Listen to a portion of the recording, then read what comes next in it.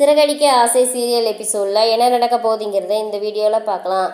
ரோஹிணி தீபன் குடும்பத்தை சிட்டியை வச்சு அடிக்க வந்ததை சிட்டி எப்படியோ உண்மையை சொல்லிட்டாங்க. உண்மையை சொல்லவுமே ஒன்று முத்துவை வெளியே விட்டுட்டு அந்த பொண்ணை போய் கூட்டிகிட்டு வாங்க அப்படிங்கவுமே வேமம் மீனா போய் வீட்டில் போய் ரோஹிணியை வாங்கலே ஃபஸ்ட்டு அப்படிங்கிறாங்க.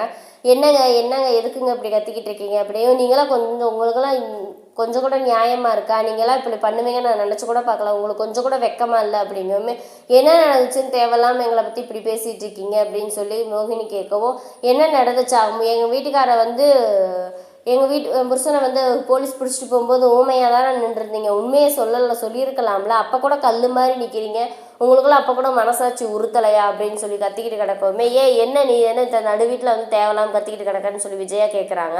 ஆமத்தை கத்த தான் செய்வேன். என் புருஷனுக்கு ஒரு அநியாயம் நடக்கும்போது அதை நான் தானே கேட்கணும். இப்போ வேறு யார் கேட்பா அப்படின்னு சொல்லுவோமேனு இப்போ என்னங்க ஆச்சு, நான் என்னங்க பண்ணேன் அப்படிங்க உடனே அண்ணாமலை கேட்குறாரு. என்னம்மா நீ இத்தனை நாள் இப்படி கத்தவே மாட்டேன், அப்போ இப்படி நீ கோவப்பட்டுட்டு இருக்கேன்னா இதில் ஏதாவது ஒரு விஷயம் இருக்குது, என்ன நடந்துச்சுமா அப்படின்னு சொல்லி கேட்கவுமே இல்லை தீபன் குடும்பத்தை ஆள் வச்சு அடித்தது சிட்டி மாமா, சிட்டி தான் போய் அடிச்சுட்டு முத்து உங்கள் மையம் மேலே உங்கள் பிள்ளை மேலே பழிய போட்டிருக்கா அப்படிங்கவுமே அந்த சிட்டியை விட்டது யாருன்னு தெரியுமா அப்படிங்க இந்த ரோஹிணி தான் அப்படிங்க.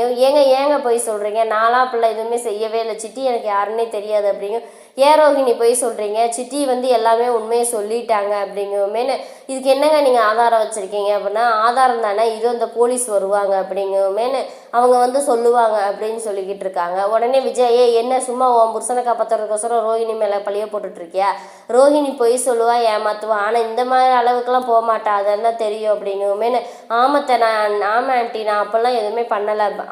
என்னங்கத்த சொல்கிறீங்க, என்னதான் இருந்தாலும் அவங்க மேலே நீங்கள் இப்போ இது பண்ணிகிட்டு இருக்கீங்களா, அவங்கள காப்பாற்றணும்னு நினைக்கிறீங்களா, அப்போ உங்கள் பிள்ளையை அரெஸ்ட் பண்ணிட்டு போகும்போது நீங்கள் காப்பாற்றிருக்கலாம்ல அப்படிங்க. அவன் தப்பு பண்ணால் அதனால் அவனை பிடிச்சிட்டு போனாங்க. உண்மையிலே தப்பு பண்ணது ரோஹிணி தான் இவ்வளோ வேலைக்கு காரணம் அப்படிங்கவுமே உடனே மனோஜ் என்ன என் பொண்டாட்டி மேலே தேவையெல்லாம் பழிய போட்டுட்ருக்கேன், ரோஹிணியெல்லாம் அப்படி பண்ண மாட்டா, முத்து தான் அப்படி செஞ்சுருப்பான் அப்படிங்கவுமே நீங்கள் கொஞ்சம் வாயை மூடுறீங்களா, தேவையில்லாமல் என் புருஷனை பற்றி பேசுறதுக்கு உங்களுக்கு எந்த அருகதையுமே கிடையாது, நீ எல்லாம் ஒரு பொம்பளை தானே அப்படின்னு சொல்லிட்டு சத்தம் போட்டுட்ருக்காங்க.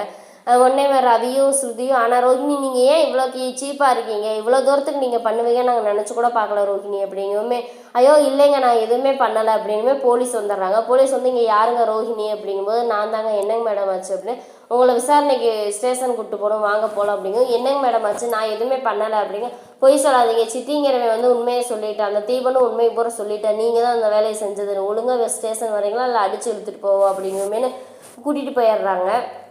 கூட்டிகிட்டு போகாமே அங்கே போய் விசாரிக்கிறப்ப என்னம்மா அப்படிங்க இல்லை நான் சிட்டிகிட்ட நான் காம்ப்ரமைஸ் தான் பண்ண சொன்னேன், அது நான் அடிக்கவெல்லாம் சொல்லவே இல்லை அப்படியும் ஒத்துக்கிட்டேல, அவன் எல்லா உண்மையும் அவனும் ஒத்துக்கிட்டான், நீ சும்மா நிறுத்து, எஃப்ஐஆர் போடுறதுக்கு இந்த பொண்ணு மேலே சேர்த்து போடுங்க. மனோஜ் இல்லை வேண்டாம் அப்படின்னு சொல்லிடுறாங்க. யார் நீங்கள் அப்படிங்க, நான் அவங்களோட ஹஸ்பண்ட் அப்படிங்கும்போது நாங்கள் பிஸ்னஸ் பண்ணிகிட்ருக்கோம் அப்படிங்க. என்ன பிஸ்னஸ் பண்ணிகிட்ருக்கீங்க, என்ன எலக்ட்ரானிக்ஸ் ஹோம் அப்ளையன்ஸ் வச்சுருக்கோம், ஷோரூம் வச்சுருக்கோம் அப்படிங்கிறாங்க. அப்போ இப்படி இருக்கிறவங்க தான் இப்போலாம் இந்த வேலை பார்க்குறாங்க அப்படின்னு சொல்லிட்டு இந்த பொண்ணு மேலே எஃப்ஐஆர் போடுங்க அப்படின்னு சொல்லிடுறாங்க. நீ இதுக்கப்புறம் எப்படி என்ன நடக்க போகுதுங்கிறத அடுத்த வீடியோவில் பார்க்கலாம். இந்த வீடியோ பிடிச்சிருந்தா மறக்காமல் லைக் பண்ணுங்கள்.